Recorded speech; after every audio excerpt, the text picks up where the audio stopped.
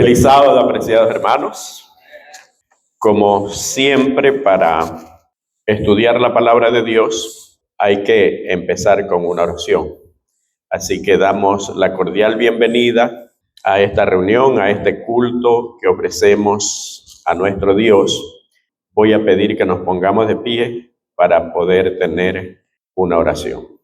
Bendito y Santo Padre, gracias por la oportunidad que nos das de poder abrir tu palabra. Gracias porque no nos has dejado en tinieblas. Gracias por tus enseñanzas, porque nos has dado, Señor, el privilegio de conocer tu verdad tal como tú quieres que la conozcamos. Bendice a tu pueblo que en esta noche se ha dado cita en tu casa de oración. Y a los hermanos que por alguna razón no están acá, pedimos también tu bendición. Bendice a las personas, Señor, que están viendo esta predicación a través de las redes sociales.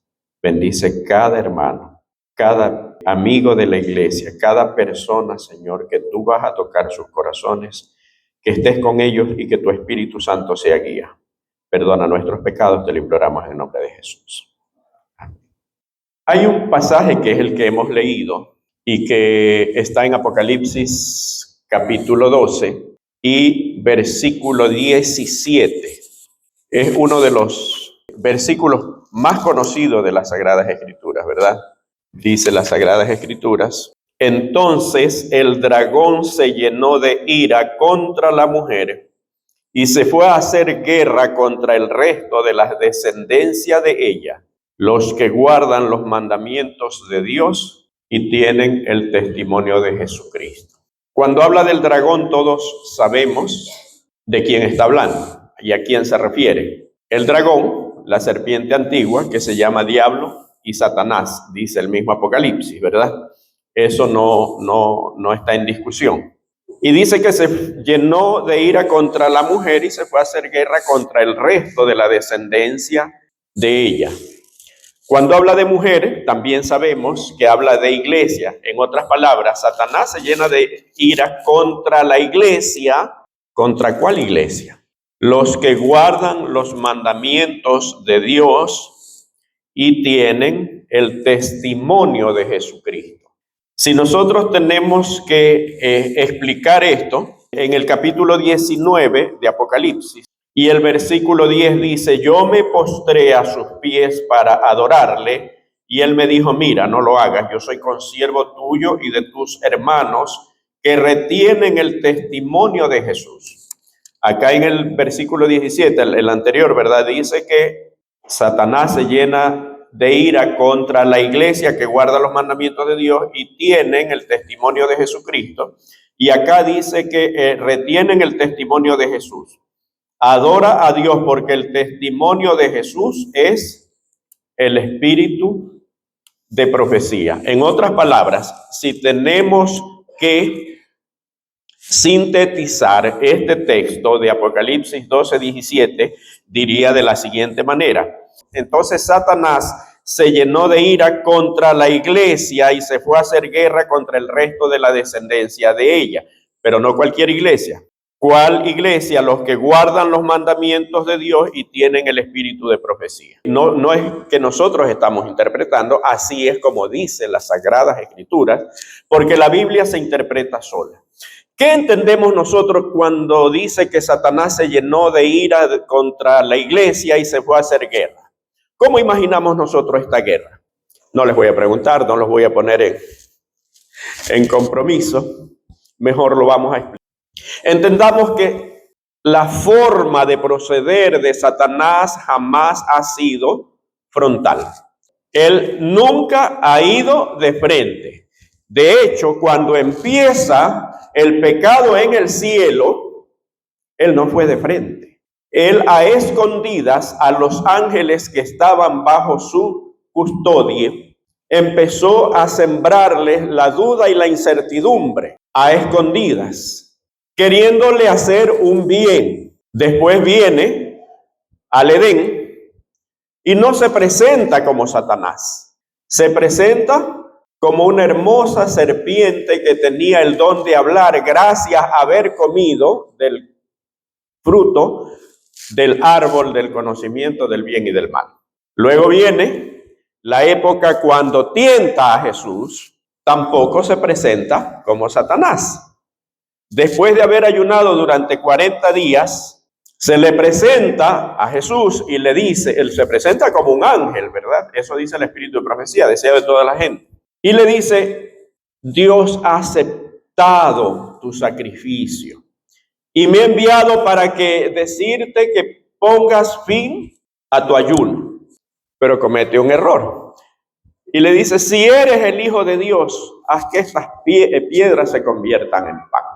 ¿Cómo se da cuenta Jesús que era Satanás, a pesar de haber ido como un ángel de luz enviado desde el cielo, supuestamente, a informarle a Jesús que venía de parte de Dios y que era la voluntad de Dios que termine el ayuno y que coma de esas piedras, convirtiéndolas en pan? Porque le dijo, si eres el Hijo de Dios. Siempre va a haber en una gran verdad un poco de mentira. Y esa es la forma como hace guerra Satanás. No va de frente, jamás va a ir de frente. Cuando dice que se llena de ira y que viene a hacer guerra contra la iglesia que guarda los mandamientos, no va a hacer guerra contra todas las iglesias, porque él sabe que las tiene de su lado. Va a hacer guerra contra la iglesia que guarda los mandamientos de Dios y tiene el testimonio de Jesucristo. Pero ustedes dirán, es que la mayoría de las iglesias guardan los mandamientos. No todos. La mayoría de las iglesias cristianas, o como dice Ellen White, la mayoría de las iglesias del protestantismo guardan 9 mandamientos. Y dice Santiago que cualquiera que guardare toda la ley, pero ofendiere en un punto, se hace culpable de todo. Santiago 2:10. Podríamos decir que son las iglesias protestantes a las que se refiere. No, no son ellas. La llamada madre iglesia, peor todavía. Porque no solamente que no guarda los mandamientos, sino que los cambió. Ahí no hay mandamientos de Dios. Unos cuantos disfrazados dicen ser de Dios, pero mutilados, cambiados, y la mayoría son mandamientos de hombre. Por lo tanto, tampoco se refiere a esa iglesia. Está hablando del pueblo elegido, del pueblo adventista. Si nosotros tomamos este texto y tomamos el ejemplo de cómo ha actuado Satanás a través de la historia, a través de los tiempos, y si nosotros vamos a las Sagradas Escrituras, en el capítulo 24 de Mateo se encuentran las señales del fin. Y no voy a hablar de todas las señales del fin, porque es algo que todas las veces estudiamos, ¿verdad? Se ha predicado mucho acerca de las señales del fin. Están en Mateo 24, están en Marcos capítulo 13 y están en Lucas capítulo 21. Pero yo quiero leer lo que dice Mateo en el capítulo 24. En el versículo 3 dice, y estando él sentado en el monte de los olivos, los discípulos se le acercaron aparte diciendo, dinos, ¿cuándo serán estas cosas? ¿Y qué señal habrá de tu venida y del fin del siglo? Hay una pregunta triple, o por lo menos doble. ¿Cuándo serán estas cosas? ¿A qué cosas se refieren los discípulos? Jesús les había dicho acerca del templo, que era hermoso, que se veía brillante a la puesta del sol, ¿verdad? Del mármol, de las columnas, era un espectáculo hermoso. ¿Y qué judío no podía sentirse orgulloso de semejante espectáculo, viéndolo desde el monte, desde arriba, ¿verdad? Una puesta de sol. Era algo hermoso y los discípulos le dijeron, mira qué edificio. Y Jesús le dijo, de verdad les digo que no quedará aquí piedra sobre piedra que no sea derribada. Los discípulos empiezan a pensar acerca de estos acontecimientos, pero le preguntan, ¿cuándo sucederán estas cosas? O sea, ¿cuándo esto va a ser derribado? Pero también le hacen una pregunta, ¿qué señales habrán de tu venida y del fin del siglo? Cuando la Biblia habla fin del siglo, está hablando del fin del mundo, porque cuando habla de siglo, está refiriéndose al mundo, a este planeta. Y miren cómo empieza en el versículo 4, cómo empieza a describir las señales Jesús. Y dice el versículo 4, respondiendo Jesús les dijo, mirad que nadie os engañe. ¿Cuál es la primera advertencia que hace Jesús? Cuando habla acerca de las señales, mirad que nadie os engañe. Jesús sabía, conocía muy bien al engañador. Y sabía que el engañador se había llenado de ira contra la iglesia que guarda los mandamientos. La primera advertencia, o la más grande advertencia que Jesús hace a su pueblo, a su iglesia, es: miren que nadie los engañe. Y si yo leo el versículo 11, dice: y muchos falsos profetas se levantarán y engañarán a muchos. Una de las señales es el engaño que va a existir. Y yo quiero leer un pasaje, un texto del Espíritu de Profecía, tomado del libro Eventos de los Últimos Días, página 151. Es el plan de Satanás debilitar la fe del pueblo de Dios en los testimonios. Cuando Ellen White se refiere a los testimonios, está hablando acerca del don de profecía, del espíritu de profecía.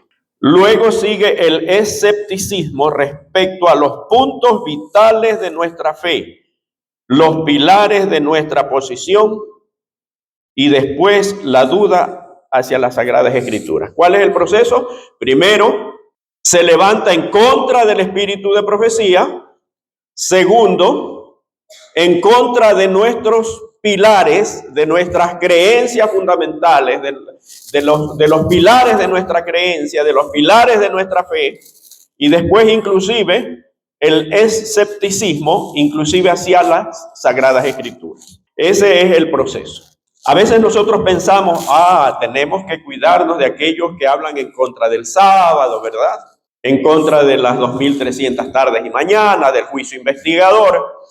Mucha gente habla de eso, pero sin embargo hay verdades que están pasando desapercibidas y a través de las cuales el enemigo está obrando dentro de la iglesia con gente que dice ser de la iglesia. La lección para esta semana, el texto central es: escudriñen las Escrituras. Esa es la gran recomendación de parte de Jesús. Escudriñen las Escrituras. Solamente si escudriñamos las Escrituras podemos evitar ser engañados. Y Jesús lo dijo: miren que nadie los engañe. Y así como Satanás se presentó de una manera disfrazada, se sigue presentando con una parte de verdad y mucho error. Hay verdades que están siendo pasadas por alto.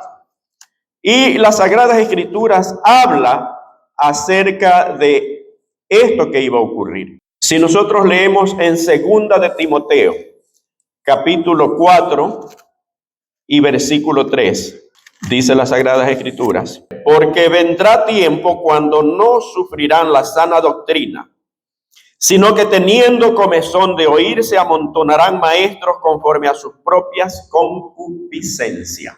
¿Qué significa esto de no sufrirán la sana doctrina? ¿Y qué significan los maestros según sus propias concupiscencias? En los actuales momentos, por decir, se predica de que no hay necesidad de guardar los mandamientos, no hay necesidad de hacer un cambio de vida, porque un Dios amoroso no puede dejar de salvar al mundo. Como yo siempre digo, hay una oferta de salvación, ¿verdad?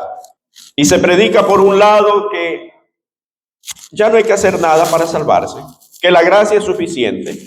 Y se predica además un evangelio que te va a librar de todos los problemas. En el momento que tú crees en Dios, en ese momento se terminan tus problemas porque Dios te los va a solucionar todos. Cuando habla de comezón de oír, significa de oír aquello que es agradable al oído.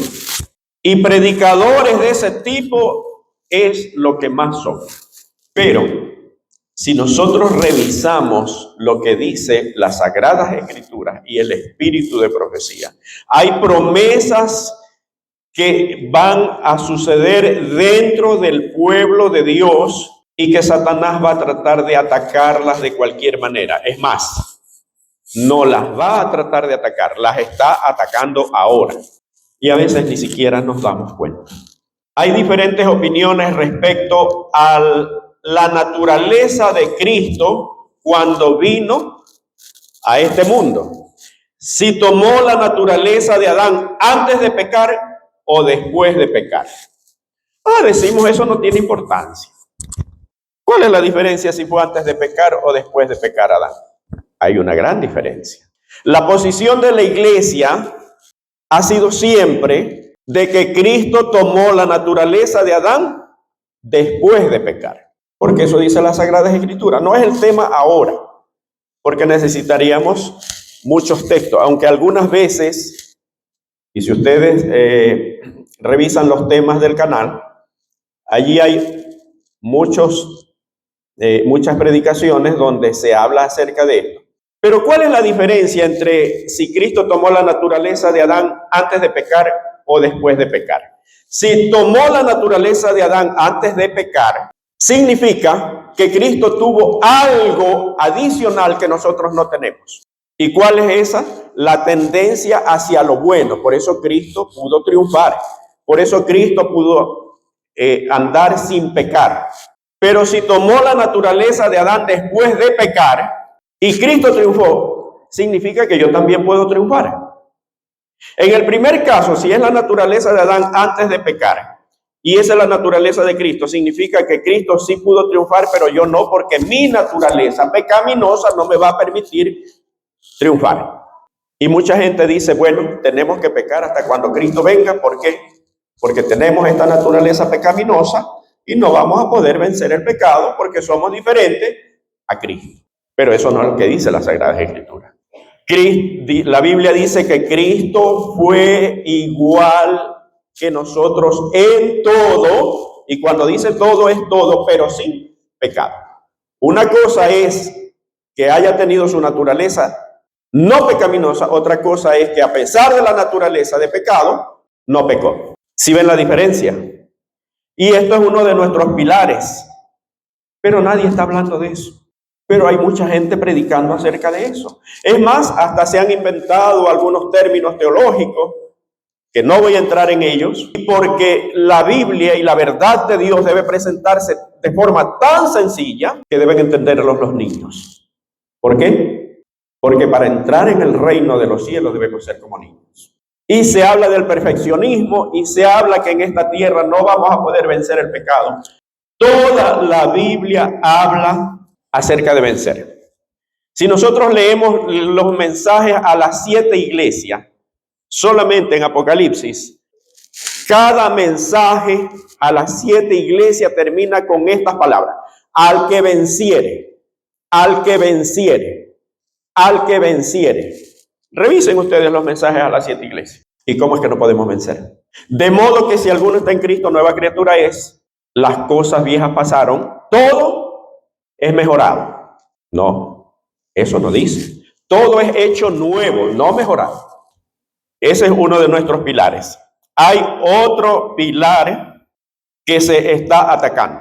Se habla mucho acerca del Espíritu Santo, que no es uno de los seres de la deidad. Y esto se predica dentro de la iglesia, que el Espíritu Santo no es Dios. Y algunos inclusive dicen que ni siquiera Jesús es Padre eterno. Como siempre he dicho, el ser humano trata de enseñarle a Dios cómo debe hacer las cosas. ¿Por qué? Porque dice, que no encuentro un versículo en la Biblia o en tal parte que diga así, de esta manera.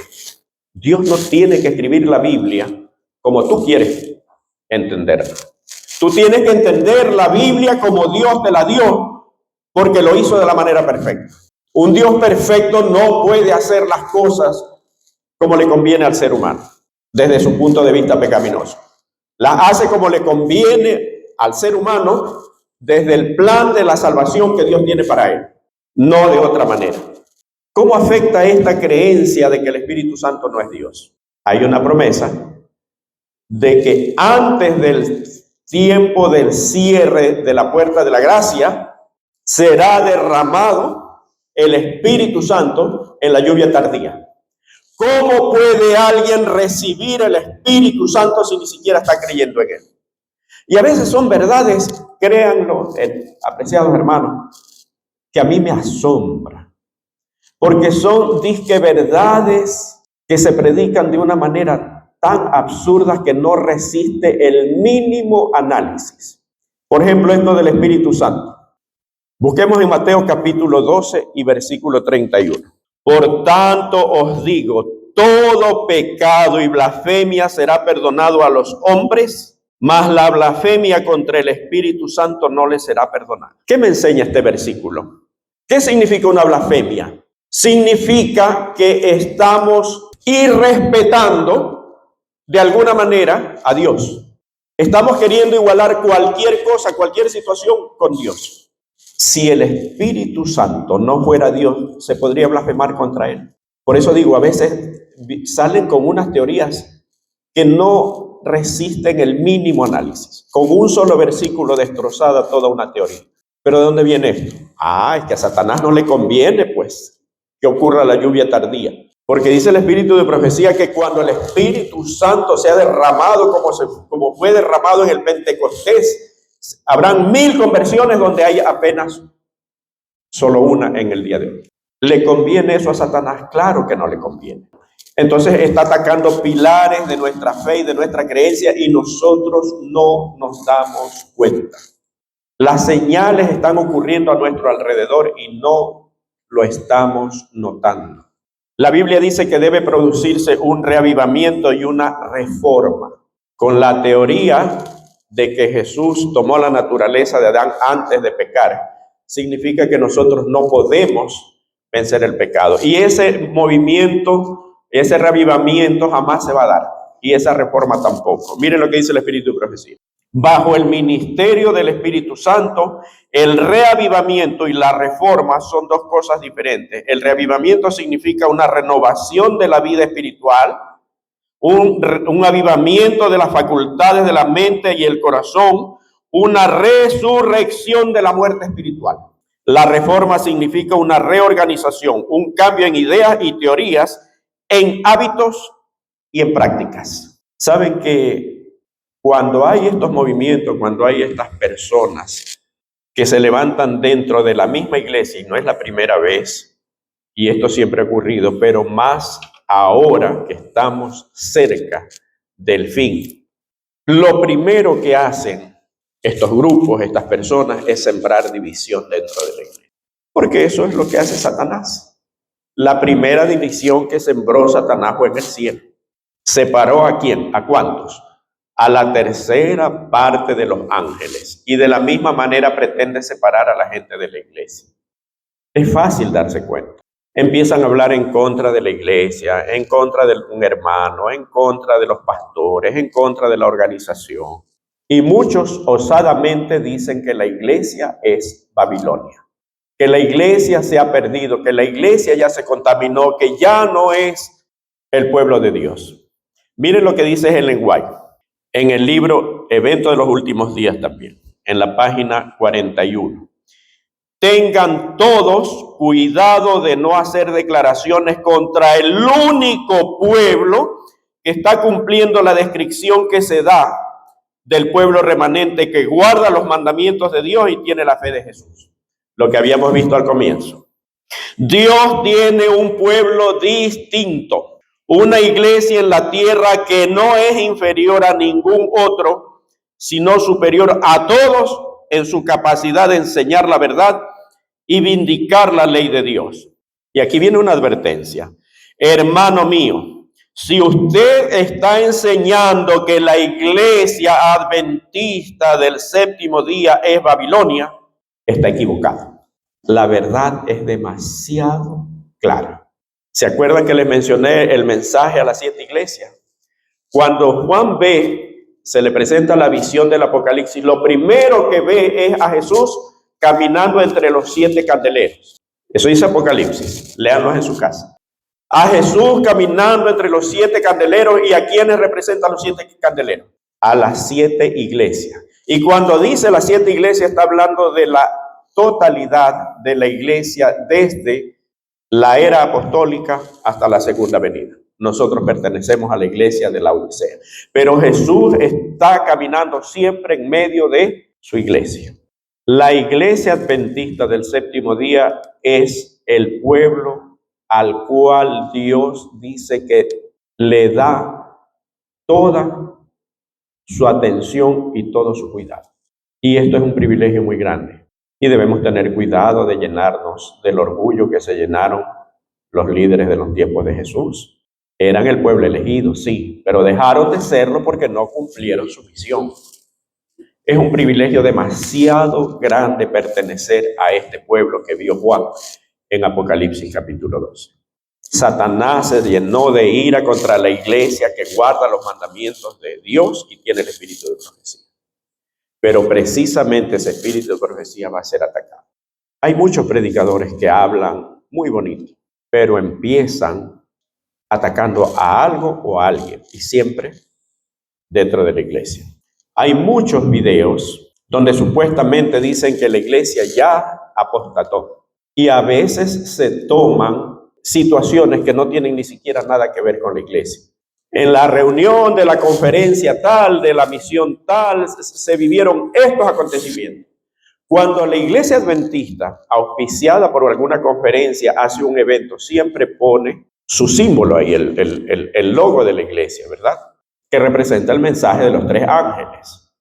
Pero hay eventos donde supuestamente son de la iglesia, donde supuestamente la iglesia se está corrompiendo, pero no hay nada que diga que es un evento organizado por la iglesia adventista, por nuestra iglesia. Así que tengamos cuidado.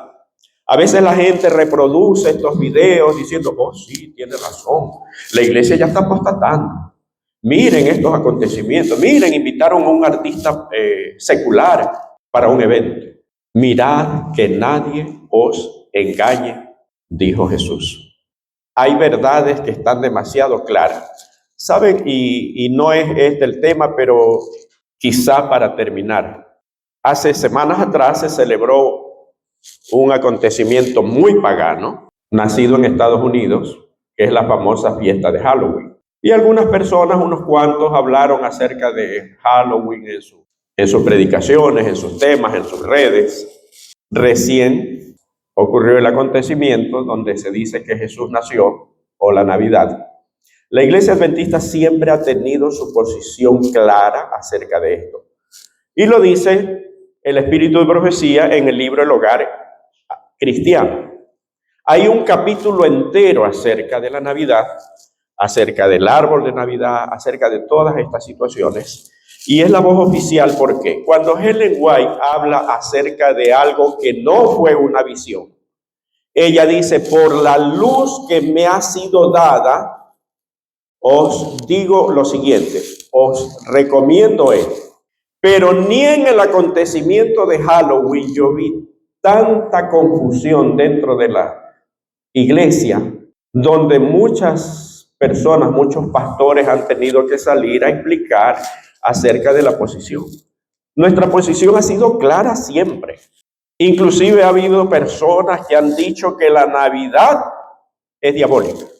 Hermanos, a veces nosotros nos convertimos en los fariseos modernos de los tiempos de Jesús. ¿Cuál fue el error de los fariseos?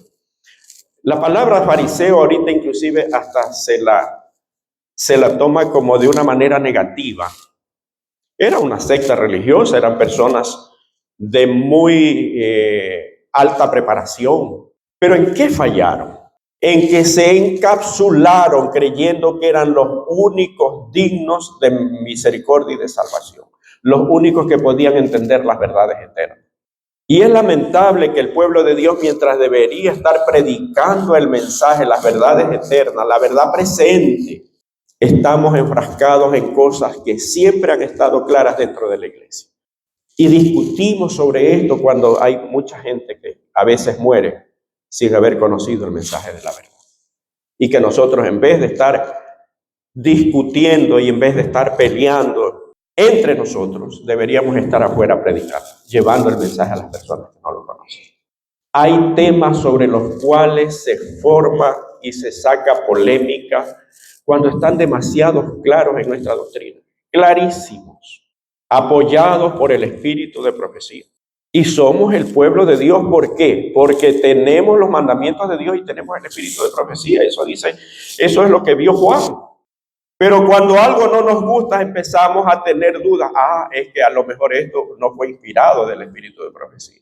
Ya digo, Ellen White, cuando no es una revelación a través de visión, cuando se le pide que se defina la situación de la iglesia, y se le pidió que se defina la posición de la iglesia, ella dice: por la luz que me ha sido dada, la situación de la iglesia es esta.